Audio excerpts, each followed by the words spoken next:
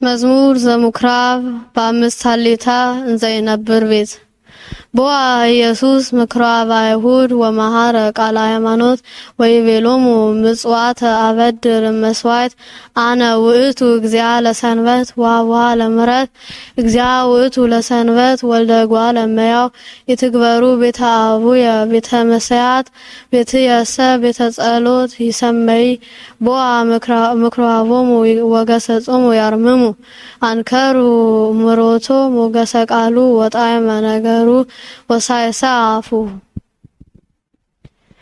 ኢየሱስ ወደ አይሁድ ምኩራብ ገባ፣ የሃይማኖት ትምህርትን አስተማረ።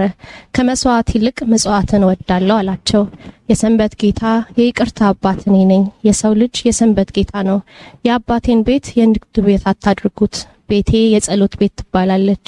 ወደ ምኩራባቸው ገባ፣ ዝም ይሉ ዘንድም ገሰጻቸው። ትምህርቱን፣ የቃሉን ሞገስ፣ የነገሩን ጣዕም፣ የአንደበቱን ቅልጥፍና አደነቁ። Jesus ging zum jüdischen Tempel und lehrte das Wort des Glaubens mit den Worten: Ich liebe Barmherzigkeit mehr als Opfer. Mache das Haus meines Vaters nicht zu einer Räuberhöhle. Mein Haus soll ein Haus des Gebets genannt werden. Er ging in ihren Tempel und riet ihnen, still zu bleiben. Sie staunten über seine Lehre, wegen der Erhabenheit seiner Worte, der Schönheit seiner Rede und der Artikulation seiner Worte.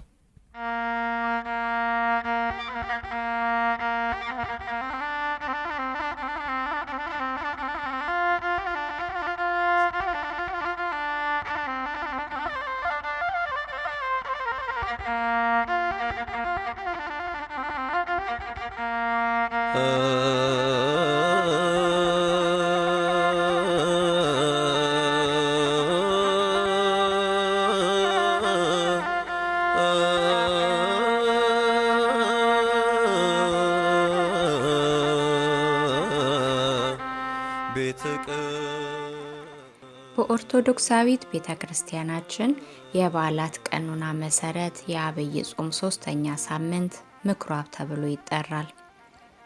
በዚህ ሳምንት ጌታችን መድኃኒታችን ኢየሱስ ክርስቶስ ወደ ኢየሩሳሌም ቤተ መቅደስ መሄዱን፣ በቤተ መቅደሱ የማይገባ ንግድ ያደርጉ የነበሩትን የአባቴን ቤት የንግድ ቤት አታድርጉ ብሎ መገሰጹን፣ የሚሸጡ የሚለውጡትንም መገለባበጡን ደቀ መዛሙርቱም ልብ አምላክ ክቡር ዳዊት አስቀድሞ በትንቢቱ የቤትህ ቅናት በላኝ በማለት የተናገረውን እንደተፈጸመ ማስተዋላቸው የሚታሰብበትና የሚተነተንበት ነው። ሐዋርያው ዮሐንስ ምዕራፍ 2 ከቁጥር 13 እስከ 17 የቅዱሳት መጻሕፍት መልእክት እስከ ዓለም ፍጻሜ ለሚመጡ ምዕመናን በሙሉ ትርጉም ያላቸው ናቸውና ቅድስት ቤተክርስቲያን ከየዘመኑ ሁኔታ አንጻር ከቃለ እግዚአብሔር እንዳንርቅ ታሪኩን መነሻ በማድረግ ታስተምራለች። በዚህ አጭር ጽሑፍም የሳምንቱ የዕለቱ የወንጌል ንባብ ተብራርቷል።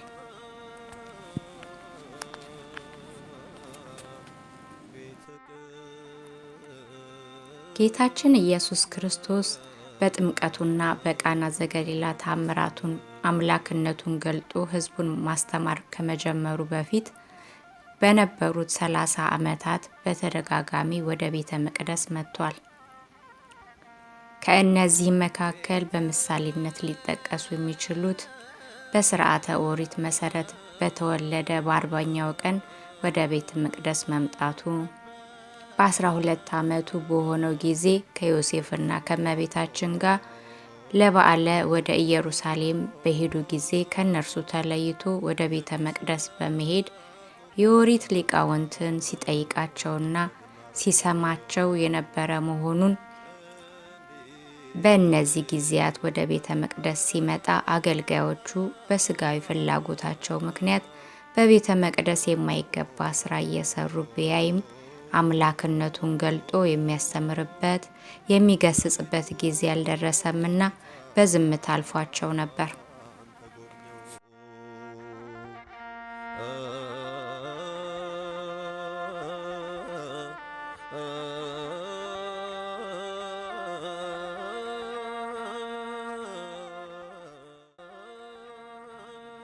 ጊዜው በደረሰ ጊዜ ሊቃናተ አይሁድ ባለመታዘዝ ያረከሱትን መቅደሱን ያነጻ ዘንድ መጣ።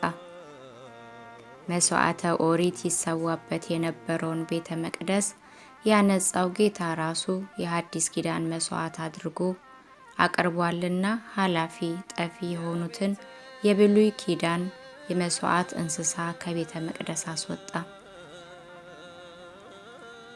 አባታችን አባ ቅዱስ ሕርያቆስ በቅዳሴ ማርያም ድርሰቱ አማናዊ የሐዲስ ኪዳን መስዋዕት የሆነ የጌታችንን የቅዱስ ሥጋውና ክቡር ደሙን ከብሉይ ኪዳን መስዋዕት ጋር በማነጻጸር በበግ ጊደርና በላም ደም እንደነበረው እንደቀደሙት አባቶች መስዋዕት አይደለም፣ እሳት ነው እንጂ ፍቃዱን ለሚሰሩ ልቦናቸውን ላቀኑ ሰዎች የሚያድን እሳት ነው።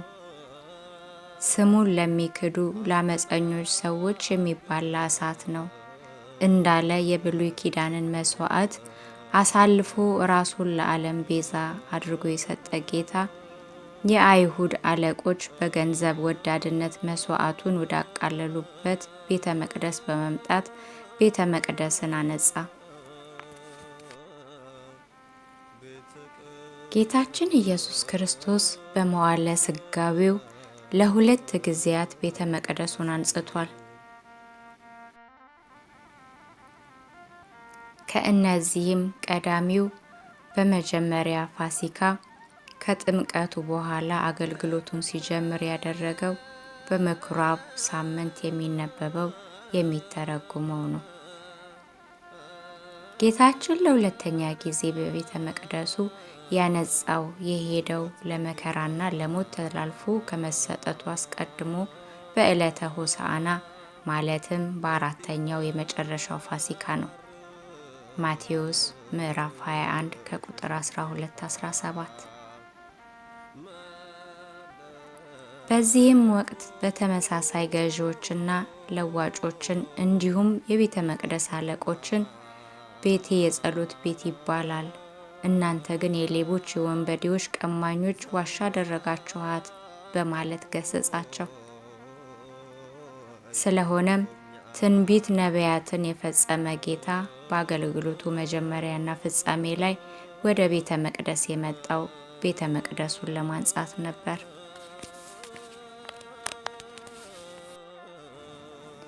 መድኃኒታችን ኢየሱስ ክርስቶስ ወደ ቤተ መቅደስ የሄደው የአይሁድ ፋሲካ በዓል በደረሰ ጊዜ እንደነበር ተጠቅሷል።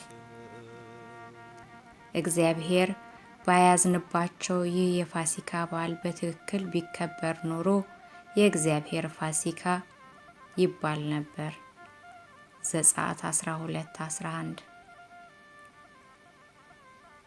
እግዚአብሔር ለሙሴ የበዓላትን ሥርዓት ሲነግረው በዓላቱን በዓላቴ የእግዚአብሔር በዓላት በማለት ጠርቷቸዋል። ይሁንና እነዚህ ቅዱሳት ጉባኤያትና በዓላት ሥርዓቱን የሚያቃልሉ በሃይማኖታዊ ሕግጋት የማይመሩ አገልጋዮች በሚያበላሿቸው ጊዜ ጌታ በሕዝቡ በአገልጋዮቹ አዝኖ የኔ ያላቸውን በዓላትና ጉባኤያት የእናንተ ብሎ ይገልጻቸዋል። ከፍቃዱ ወጥተዋልና መባዎቻችሁንና በዓላቶቻችሁን ነፍሴ ጠልታለች። ኢሳይያስ ምዕራፍ 1 ቁጥር 14 እንዲል። በተመሳሳይ መልኩ ጌታችን በመጀመሪያ ፋሲካ ቤተ መቅደስ ለማንጻት በሄደ ጊዜ የሕዝቡ የአገልጋዮቹ ኃጢአት አሳዛኝ ስለነበር ቅዱስ ዮሐንስ በዓሉን የአይሁድ በዓል መሆኑን ጠቀሰ።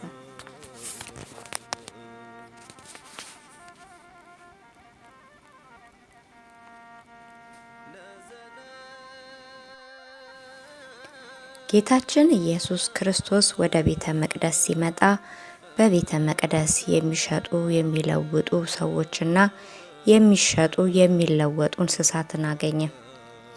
የሚሸጡት እንስሳት እንደ ብሉይ ኪዳን ሥርዓት ለኃጢአት ማስተሰሪያ መስዋዕትነት የሚቀርቡ ነበሩ። የካህናት አለቆች ግብር አበሮቻቸውን በቤተ መቅደስ የሚሸጡትን እንስሳት ለመስዋዕት ብቁ መሆናቸውን የሚያሳይ ማስረጃ በመስጠት በምትኩ ገንዘብ እየተቀበሉ አገልግሎቱን መልኩን ቀይሮ ንግድ ሆኖ ነበር። ለመስዋዕት የሚሆኑትን እንስሳት የሚሸጡትን ሰዎች ስለሚያገኙት ትርፍ እንጂ ስለ መስዋዕቱ ንጽሕና አልነበረም። ከጌታ የሚገኝ ሰማያዊ ጸጋን በመሸጥና በመለወጥ በሚያገኙት ትርፍ የቀየሩ ነበሩ። ሊቁ ቅዱስ አምብሮስ በትርጓሜው እንደገለጠው በሬዎች ይሸጡ የነበሩ ሰዎች የእግዚአብሔርን ቃል ለሥጋዊ ክብርና ጥቅም ሲሉ የሚያስተምሩ ምንደኛ አገልጋዮችን ይመስላሉ። በጎችን ይሸጡ የነበሩ ሰዎች መልካምን ነገር ለውዳሴ ከንቱ ሲሉ የሚያደርጉ ጌታችን ዋጋቸውን በምድር ተቀብለዋል ያላቸውን ከንቱ ውዳሴ ፈላጊዎችን ይመስላሉ። ርግቦችን የሚሸጡትም የመንፈስ ቅዱስ ጸጋ በገንዘብ መሸጥና መግዛት የሚፈልጉትን ሲሞናውያንን ይመስላሉ። የእኛስ አገልግሎት ምን ይመስል ይሆን?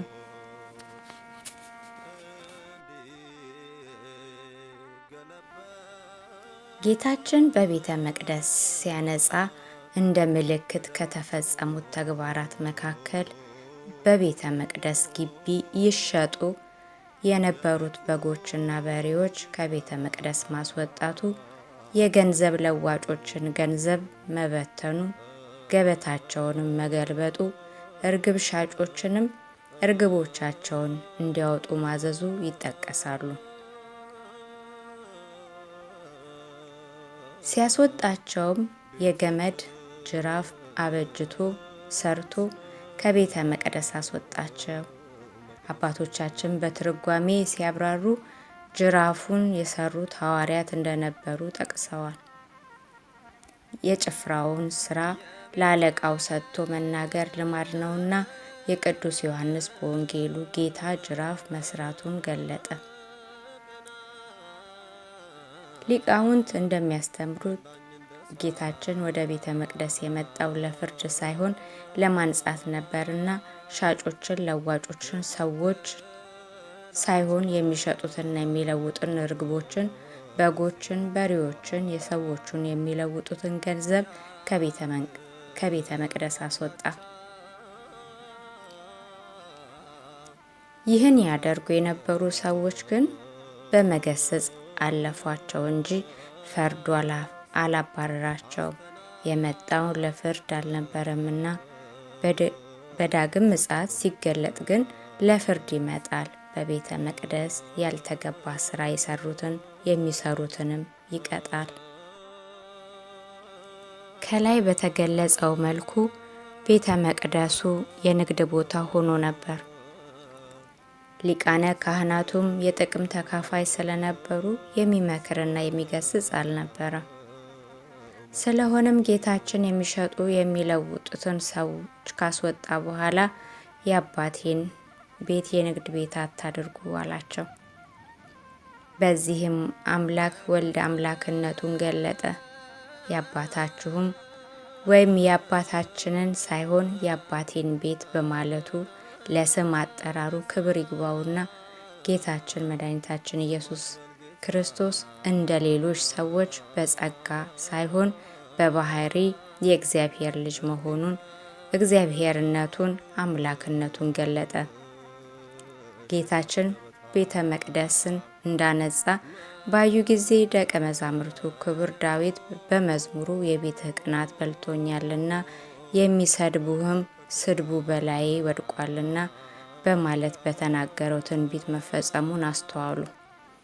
መዝሙር 68 ቁጥር 9። ሊቃናተ አይሁድ በቤተ መቅደሱ ሲሸጡና ሲለውጡ ስጋዊ የገንዘብ ትርፍ ዝናን በማሳደድ የቤተ መቅደሱን ክብር ሲያቃልሉ ያደረጉትን ሁሉ ለመንፈሳዊ ዓላማ ያደረጉት ለማስመሰል በቤተ መቅደስ ለሚሸጡትና ለሚለውጡት የመስዋዕት እንስሳ ገንዘብ የትክክለኛነት ማረጋገጫ ይሰጡ ነበር። ዛሬም ተረፈ አይሁድ የሆኑ ምንደኛ አገልጋዮች አሉ። ንጹሑን መስዋዕት መዝሙሩን፣ ንዋየ ቅድሳቱን፣ በዓለ ንግሱን፣ ጸበሉንና ሌሎቹንም መንፈሳዊያን እሴቶቻችንን ለገንዘብ ማግኛነት ሲጠቀሙባቸው ዓላማውን መንፈሳዊ ለማስመሰል ይሞክራሉ። የዋሃንንም ያስታሉ። በቤተ መቅደሱ ንግድ ሲደረግ አገልጋዮች በቤተ መቅደስ የሚቀርበውን መስዋዕት ለስጋዊ ጥቅም ሲያውሉት፣ በዚያን ምክንያት የከበሩ መንፈሳዊያን አገልግሎቶች ሲቃለሉ አርአያ የሆነን የጌታችን ኢየሱስ ክርስቶስ በዝምታው አላለፈውም። ጌታችን ከእኔ ተማሩ ብሎናል። በዘመናችን ባሉ ምንደኛ አገልጋዮች መዝሙርን፣ በዓለ ንግስን፣ በጸበል ማጥመቅን፣ ትምህርተ ወንጌልን ለገንዘብ ማግኛነት ለንግድ ሲያውሏቸው፣ በበዓላት ላይ ከመንፈሳዊ ስርዓት ይልቅ ስጋዊ ንግድና ደስታ ሲበዛ፣ የቤተ ክርስቲያን የከበሩ ንዋየ ቅድሳት በገዛ አገልጋዮቻችን እንደ ሸቀጥ ሲታዩ፣ ጸሎት ለማድረስ ገንዘብ የሚተምኑ ምናምንቴ ሰዎች ሲመጡ በቃለ እግዚአብሔርና በስርዓተ ቤተ ክርስቲያን ጋሻነት ልንቃወማቸው ይገባል። እኛም ዝም ብንልም የቤተ መቅደሱ ባለቤት ዳግመኛ ይመጣል። የሚመጣው ግን እንደ ቀድሞ ለማንጻት ሳይሆን ለፍርድ ነው። ስለሆነም ከሚፈርድላቸው እንጂ ከሚፈርድባቸው ወገን እንዳንሆን አገልግሎታችን ለጽድቅና ለበረከት እንጂ ለገንዘብና ለዝና፣ ለታይታ፣ ለከንቱ ውዳሴ አይሁን። እያንዳንዳችንም የእግዚአብሔርን ቤተ ክርስቲያን እንደ አይሁድ ሊቃናት ለገንዘብና ለዝና ማግኛነት የሚጠቀሙትን ምንደኛ አገልጋዮችን ለይተን ልናውቅ፣ አውቀንም ልንርቃቸው ይገባል።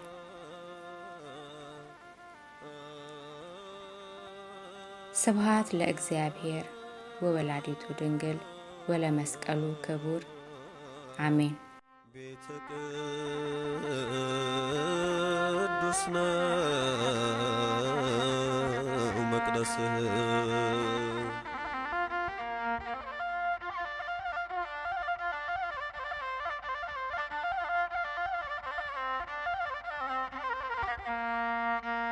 ቤተ